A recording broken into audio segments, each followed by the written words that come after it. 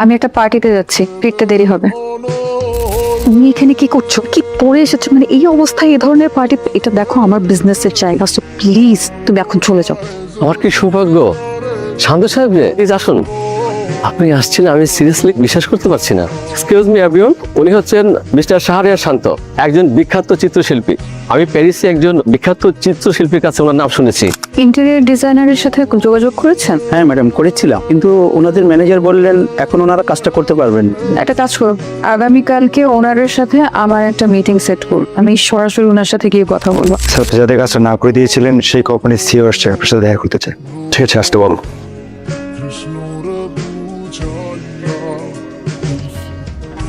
আবার কি করেছো?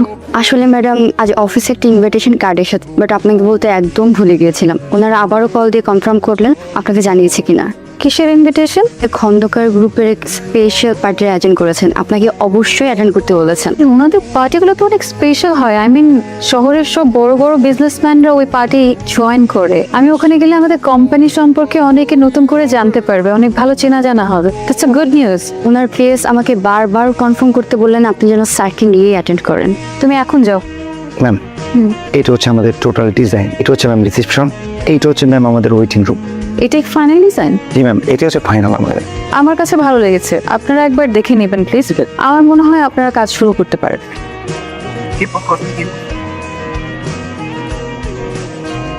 ফুটপাতে বসে চা খায়, নোংরা একটা জায়গায় বসে নোংরা জামা কাপড় পরা লোকজনের সাথে আড্ডা দিচ্ছে। আমার হাজবেন্ড এমন করে, কিভাবে সহ্য করবো এগুলো আমি? শান্ত, তোমার সাথে একটু কথা আছে, দিকে আসবে? তুমি কি আজকাল ফুটপাতের মতো নোংরা জায়গাতে বসে আড্ডা দেওয়া শুরু করেছো? আজকাল না তো, বহু আগে থেকেই, পুজো হওয়ার পর থেকেই। একটা কাজ করুন, আজকে আমাদের বেডরুমে যাওয়ার আগে বাইরের ওই ওয়াশরুমটাতে গিয়ে এই কাপড় চোপড়গুলো ছাড়বে, ভালো করে একটা শাওয়ার নেবে। ওকে।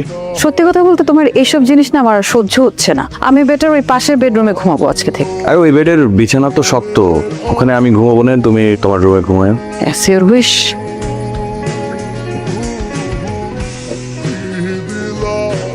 ম্যাডাম আসবো? আসো। স্যারকে দেখলাম একদম রেডি হয়নি। স্যার কি যাচ্ছে না? না, তুমি যাবেন না।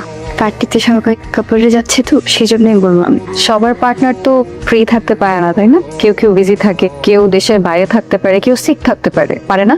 হ্যাঁ ম্যাম, সেটা তো অবশ্যই পারে। না করে দাও এখন, আমার একটু টাইম লাগবে। আমি একটা পার্টিতে যাচ্ছি, ফিরতে দেরি হবে।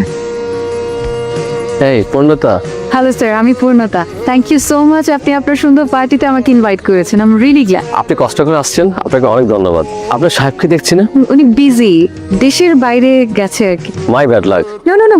হ্যালো এভরিওয়ান, উনি হচ্ছেন পূর্ণতা, হ্যালো। Young lady. ওনার দারুণ একটা আইটি ফার্ম আছে, উনি সারা দুনিয়া জুড়ে বড় বড় সব কাজ করে থাকেন। সবাই তো ওনাকে চিনতে পারছেন নাকি? আচ্ছা, আপনি একটু কথা বলেন, আমি আসছি। Excuse me. হ্যাঁ, হ্যাঁ, শিওর। তুমি এখানে কি করছো আর কি পরে এসেছো? মানে এই অবস্থায় এ ধরনের পার্টি? এটা দেখো আমার বিজনেসের জায়গা, সো প্লিজ তুমি এখন চলে যাও। তুমি আমাকে এদের সামনে ইনসাল্ট করো না, এখনই এখান থেকে চলে যাও প্লিজ। আমার কি সৌভাগ্য। শান্ত সাহেব, প্লিজ আসুন। আপনি আসছেন, আমি সিরিয়াসলি বিশ্বাস করতে পারছি না। এক্সকিউজ মি এভরিওয়ান, উনি হচ্ছেন মিস্টার শাহরিয়ার শান্ত, একজন বিখ্যাত চিত্রশিল্পী। আমি প্যারিসে একজন বিখ্যাত চিত্রশিল্পীর কাছে ওনার নাম শুনেছি। ওনার কাছে শান্ত সাহেবের অনেকগুলো আঁকা ছবি আছে। শান্ত সাহেব কিন্তু একজন ভালো মানের ইন্টেরিয়র ডিজাইনার এবং একজন খুব ভালো মানুষ। উনি অনেক বড় বড় প্রতিষ্ঠানের কাজ ছেড়ে দিয়েছে। যে জায়গায় দেখা যাচ্ছে অন্যান্য কোম্পানিগুলো হা করে তাকিয়ে থাকে ওই সমস্ত কোম্পানির কাজগুলো করার জন্য, উনি কিন্তু সব পার্টিতে যান না। আজকে ওনাকে পেয়ে আমি ভীষণ খুশি। আপনাকে ধন্যবাদ আমার, আপনি কষ্ট করে আমার পার্টিতে আসছেন।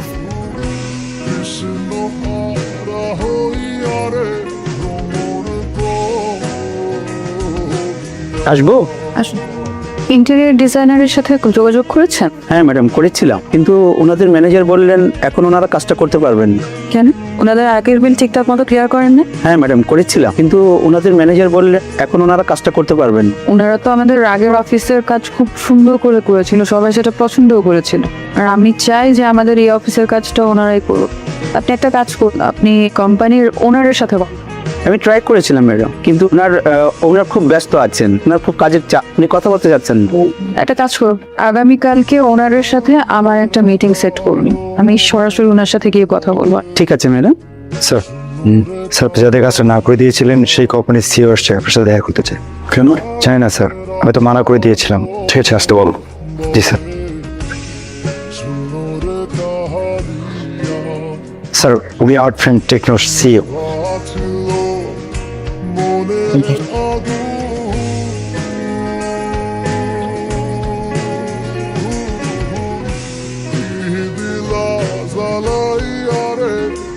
শান্ত, তুমি বলুন আপনার জন্য কি করতে পারি?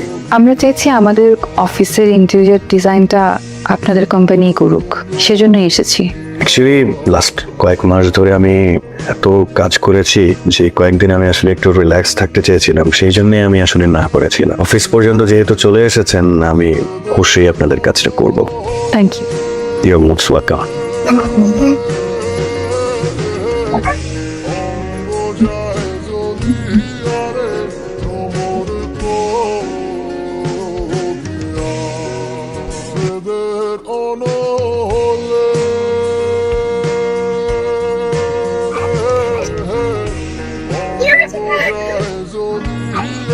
হ্যালো, আমি শান্তর ওয়াইফ।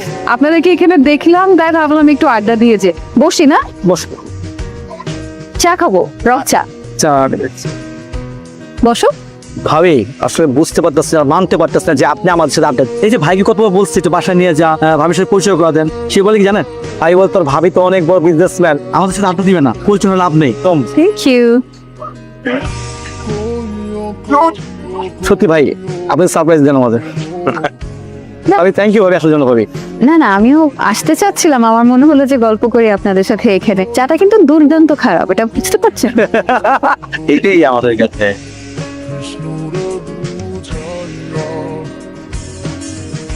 I am sorry.